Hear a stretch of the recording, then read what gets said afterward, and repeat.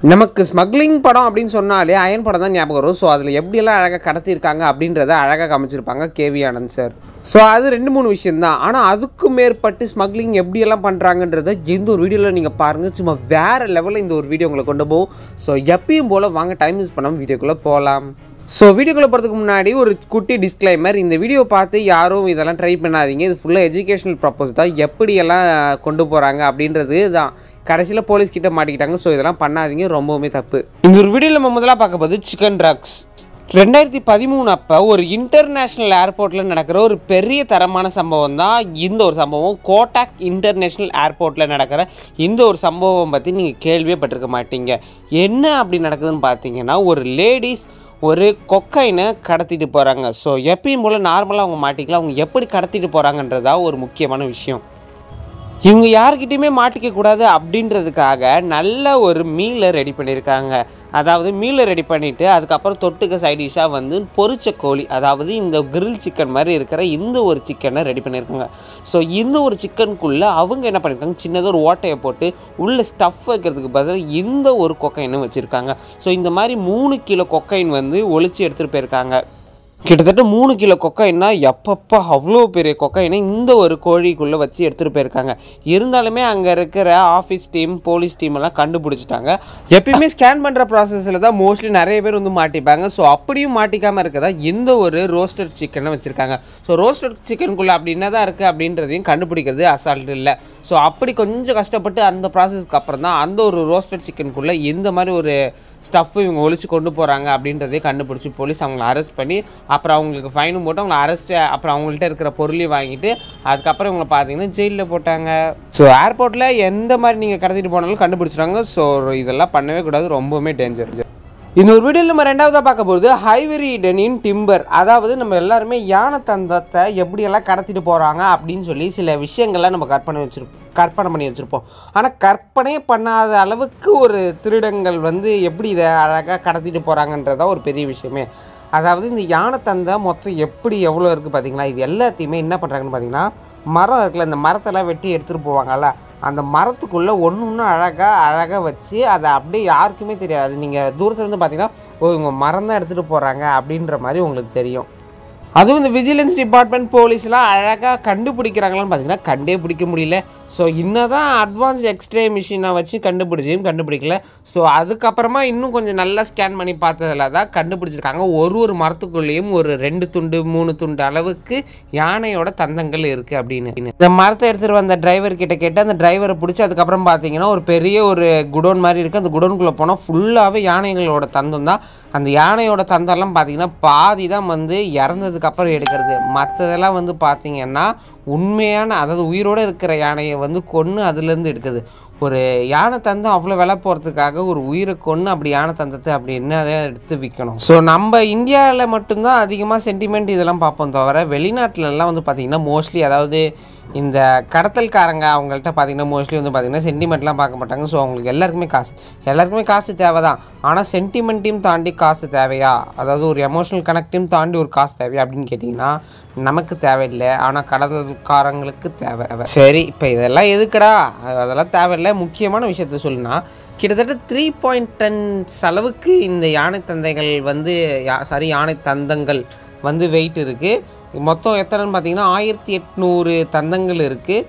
முக்கியமான விஷயம் என்னென்னு பார்த்தீங்கன்னா, உலகத்திலே பெரிய யானை தந்தம் திருட்டு கடத்தல் வேலை வந்து இதுதான் நடந்திருக்கு.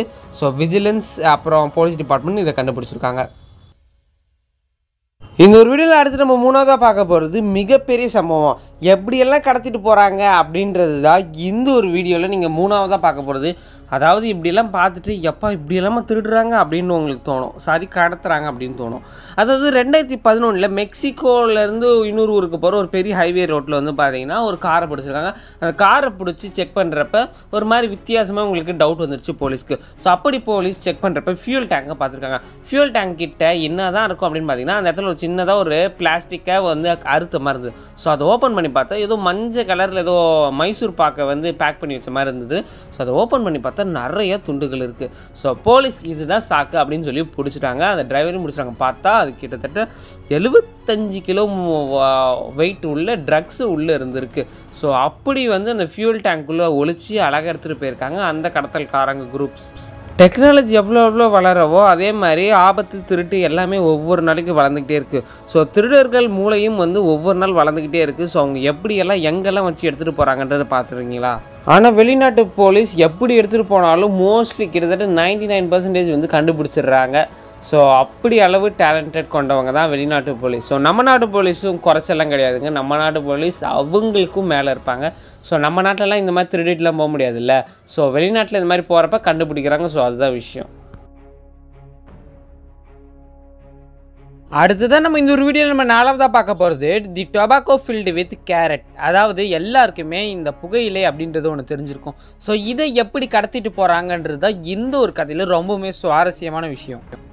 எப்பயுமே ஐடி கம்பெனியில் க்ரியேட்டிவானவங்க தான் ரொம்ப தேவை அப்படின்வாங்க. ஸோ இந்த ஒரு கடத்தல்காரங்க ரொம்பவுமே க்ரியேட்டிவிட்டியாக இருக்காங்க.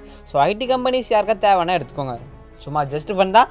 ஸோ இவங்க எப்படி கடத்திட்டு போகிறாங்கன்னு பார்த்தீங்கன்னா, கேரட் இருக்கும் இல்லைங்க, கேரட்டை வந்து அப்படியே ஃபேக்காக பண்ணி அந்த ஃபேக் கேரட் உள்ள வந்து இந்த ஒரு புகையிலையே மறைச்சி கொண்டு போகிறாங்க. எப்படிடா சொல்கிறது, இதெல்லாம் பார்க்க ஒரிஜினல் மாதிரியே இருக்குன்னு கேட்டிங்கன்னா, ஆமாம், ஒரிஜினல் மாதிரியே இருக்கிற ஒரு ஃபேக் கேரட்டை உருவாக்கி அது மேலே வேக்ஸ்லாம் தடவி எடுத்துகிட்டு போயிருக்காங்க. அதை அறுத்து உள்ளே பார்த்தா மட்டும்தான் அந்த புகையிலை தெரியும். ஸோ இதை எப்படியாவது எடுத்துகிட்டு போயிடணும்னு சொல்லி கடத்திட்டு போகிறாங்க கடத்தல்காரங்க.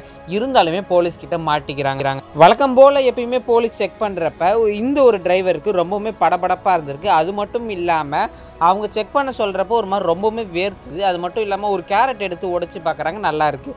பார்த்தீங்கன்னா பாதி கேரட்ஸ் வந்து நல்ல கேரட்டாகவும் பாதி வந்து ஃபேக்கான கேரட்ஸும் வச்சுருக்காங்க. ஸோ செக் பண்ணிவிட்டு இவங்களை அனுப்புகிறப்ப இவர் ரொம்பவுமே பயந்ததுனால சரி வேறு என்ன தான் இருக்குன்னு சொல்லி இன்னொரு கேரட்டை உடச்சி பார்த்தா அது கேரட்டே கிடையாது. உள்ளே பார்த்தீங்கன்னா ஃபுல்லாக புகையில.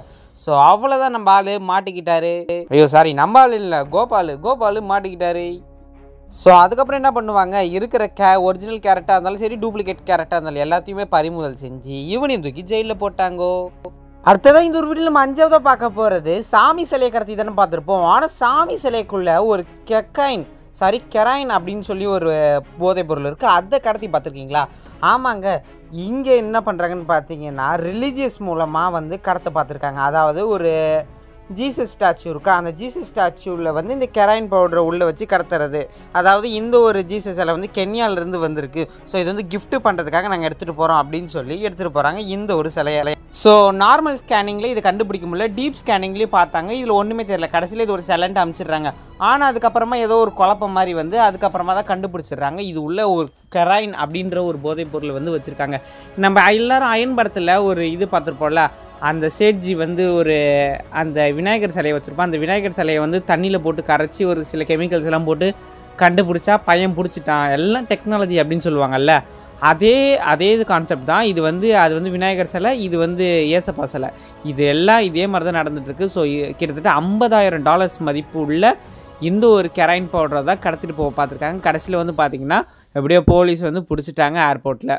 ஸோ நீங்கள் நினைக்கலாம் இதை பார்த்து தான் படம் எடுத்தாங்களாடான்னா, ஆமாங்க இப்படியும் இருக்கும். ஏன்னா இந்த மாதிரி சில உண்மையான சம்பவங்களை பேஸ் பண்ணி தான் நிறைய படம் எடுக்கிறாங்க. ஸோ இப்படியும் இருக்கும். ஆனால் இந்த மாதிரிலாம் ட்ரை பண்ணிகிட்டே பண்ணாதீங்க, ரொம்ப ரொம்ப ரொம்ப ஆபத்தான விஷயம். ஸோ இதெல்லாம் பார்க்குறது இதெல்லாம் எஜுகேஷ்னல் ப்ரப்போஸ்க்காக தான்.